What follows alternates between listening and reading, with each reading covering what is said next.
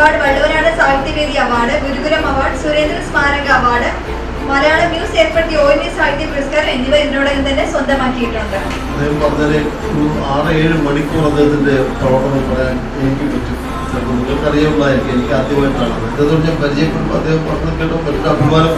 അനശ്വര മികച്ച അവതാരക, വിസ്മയ ചാനൽ.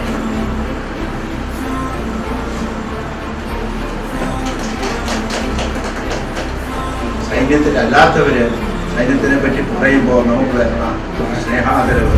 കാർഗിൽ യുദ്ധവിജയത്തിന് 26 വയസ്സാണ്. ഇന്ത്യൻ ഭൂമിയിലേക്ക് പാക് സൈന്യം നുഴഞ്ഞു കയറിയതോടെയാണ് കാർഗിലിലെ മഞ്ഞു പുതച്ച മലനിരകളിൽ യുദ്ധം തുടങ്ങുന്നത്. ഈ യുദ്ധത്തിൽ 527 ധീര സൈനികരെയാണ് നമ്മുടെ രാജ്യത്തിന് നഷ്ടമാകുന്നത്.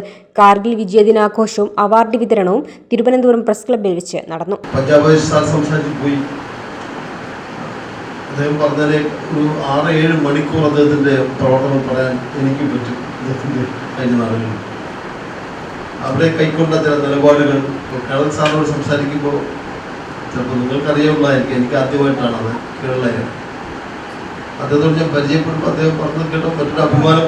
ഞാൻ നേരത്തെ സർവീസ് യോഗത്തിൽ പറഞ്ഞിട്ടുണ്ട്, ഞാനും കുറച്ചുനാൾ സൈനിക കുപ്പായം ഇട്ടിട്ടുണ്ട് എന്നുള്ളൊരു അഭിമാനം കൂടി ഉണ്ട്. 26 വർഷങ്ങൾക്ക് മുമ്പ് നടന്ന സംഭവത്തെ കവിതയ്ക്ക് VKG അവാർഡ്, വള്ളുവനാട് സാഹിത്യവേദി അവാർഡ്, ഗുരുകുലം അവാർഡ്, സുരേന്ദ്രൻ സ്മാരക അവാർഡ്, മലയാളം ന്യൂസ് ഏർപ്പെടുത്തിയ ONV സാഹിത്യ പുരസ്കാരം എന്നിവ ഇതിനോടകം തന്നെ സ്വന്തമാക്കിയിട്ടുണ്ട്.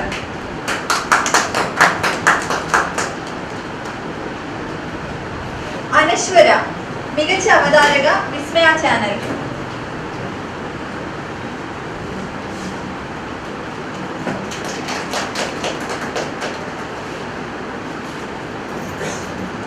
വളരെ ഇമോഷണൽ ആയിട്ടുള്ള ഒരു വിഷയം ആണ് സൈന്യത്തിനെ പറ്റി. സൈന്യത്തിലല്ലാത്തവര് സൈന്യത്തിനെ പറ്റി പറയുമ്പോൾ നമുക്ക് വരുന്ന സ്നേഹാദരവ്. പോയ കാര്യങ്ങൾ നമുക്ക് ഒരു മകുട ഉദാഹരണമാണ്, നമ്മുടെ ഒരു കിരീടമാണ്. മുൻ MLA ശരത്ചന്ദ്രൻ ചടങ്ങ് ഉദ്ഘാടനം ചെയ്ത് സംസാരിച്ചു. ചടങ്ങിൽ നിരവധി വ്യക്തിത്വങ്ങളെ ആദരിച്ചു. സജി നായർ, ശാന്തിവിള പത്മകുമാർ, കേണൽ RG നായർ, മുൻ ഭിന്നശേഷി commissioner justice Panchapakesan, Vilappil Radhakrishnan, M Gopal എന്നിവർ ചടങ്ങിൽ പങ്കെടുത്ത് സംസാരിച്ചു. വിസ്മയ ന്യൂസ്, തിരുവനന്തപുരം.